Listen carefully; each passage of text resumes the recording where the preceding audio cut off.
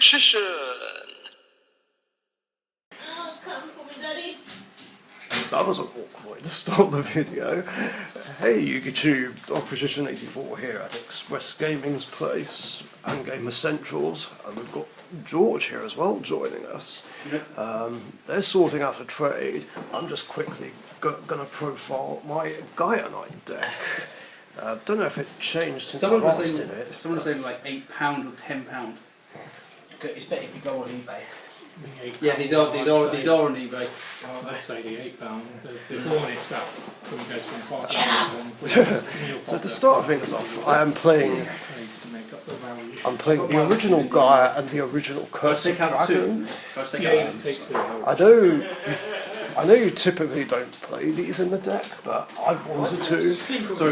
I just choose the worst nickname, Gaia, the gargoyle. Yeah, I wanted to because, well, it's what the deck archetype is based on, and yeah, I wanted to include the classics. It's just that the front page is like Two copies of Soldier Gaia. But I got like you might as well just I thought that was tag it out. for a second. you two might as well wait. Stop talking, then finish first. It's alright. I don't want too much. And 3 copies of Gaia the Magical Knight, an absolute must. 2 copies of Lord Gaia. I hate that these are in odd rarities, but whatever. Ooh, which rarity do you prefer? Because I think I might have that version rarity if you want it. What, gold? Yeah, I think so. Because remember, that's in the BLS deck, isn't it? Yeah. So I think I might have a gold version if you want to match and pair. Sure, sounds good to me. And 3 copies of Gaia the Fierce Knight Origin for modifying attack power. And then 3 copies of Curse of Dragon, the Cursed Dragon. Oh, definitely a 3 of. And then last monster, 3 copies of Artillery Catapult Turtle. Because, yeah, why not retrain good old Catapult Turtle? And for spells, I've got 3 copies of Gateway to Chaos to grab your Gaia Knight monsters. The other effect is never going to come up since I don't play any ritual spells. Yes, I said that, behave. The only way I see this ever coming up is if Endymion, Magical Citadel of Endymion is on the opponent's field and this gets popped while it has spell counters and they get transferred over, but is that really likely to come up? I don't know. Then the other field spell, Galloping Gaia, amazing field spell, just stops the opponent activating anything during the battle phase and lets me add one of my monsters by revealing the other kind. Then 3 Spiral Fusions, your main fusion spell to bring out your boss monster. And then other fusion spells I play are Dragon's Mirror and good old Polymerization. This is where I need to make some space now for the rest of the spells. I prefer the original print of the original artwork for polarization. Well, technically, what I mean is the anime version of polarization. I like it better than the new one, the one we got. And Rotor, that's to grab Gaia Knight Origin. Terraforming to grab my field spells.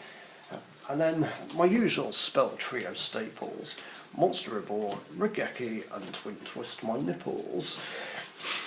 This guy must be fucking sensitive by now. And then for traps, 2 copies of Spiral Reborn to bring back my low-level dragons. I did have another beetroot. I do wonder if it's worth playing in Red Eyes Black Dragon decks, because that's a level 7 dragon. Might be worth thinking about. And then my usual trap staples, Mirror Force, Storming Mirror Force, and 2 Solemn Strikes. Solemn Strike there. That's it for the main deck, on with the extra deck. And starting off with the original Gaia the Dragon Champion. I'm playing the original Gaia and Curse of Dragon. I've got to have the original Dragon Champion. And then 3 copies of the boss monster, the main fusion you go for, Gaia the Magical Knight of Dragons.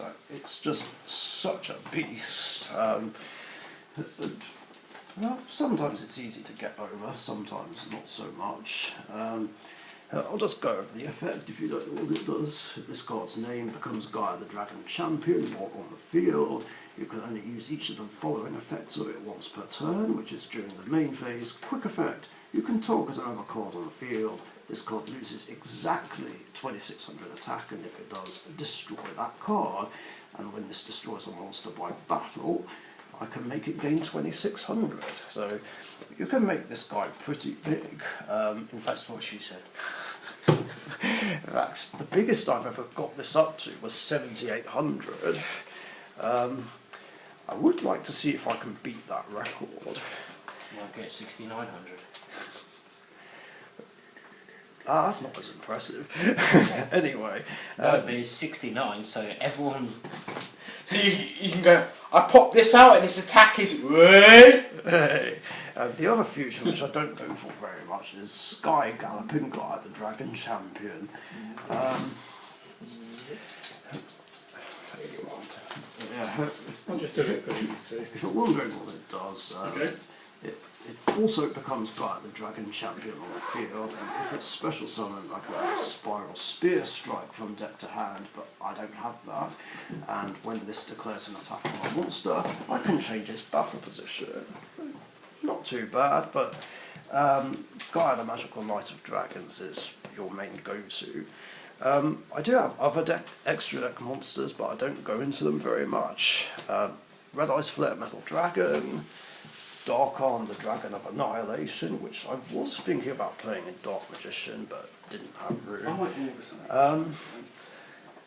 But you could actually use its effect in this deck, since I do have Dark monsters. Full Richician, not secret. Then Master of Blades, Harmonizer, because why not? Then Draco Sack, Gaia Dragon the Thunder Charger, because it is part of the archetype, and Big Eye, aka just one Cornetto. Shove it down my mouth.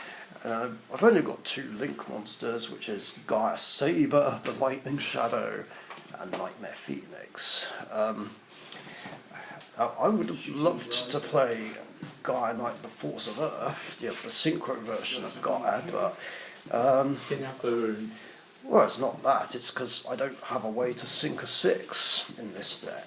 Like, I'd have to play some level 2 and level 1 tuners in order to do it. Otherwise I would.